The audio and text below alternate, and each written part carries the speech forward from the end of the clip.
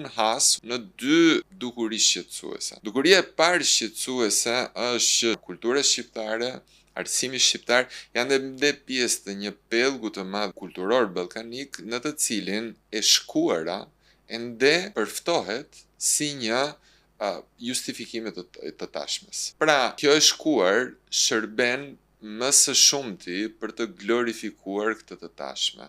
Ky është një fenomen ballkanik i pastër që mund të haset në akademin, në universitete dhe kudo rreth e rrotull vendeve që ne kemi.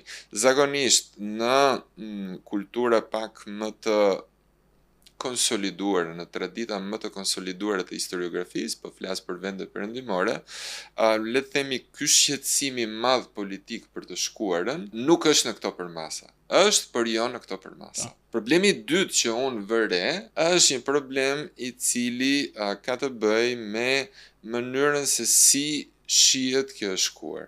Shpeshherë shihet nën përftimin e faktit që e shkuara duket si një linjë pa ndërprerje diçkaje.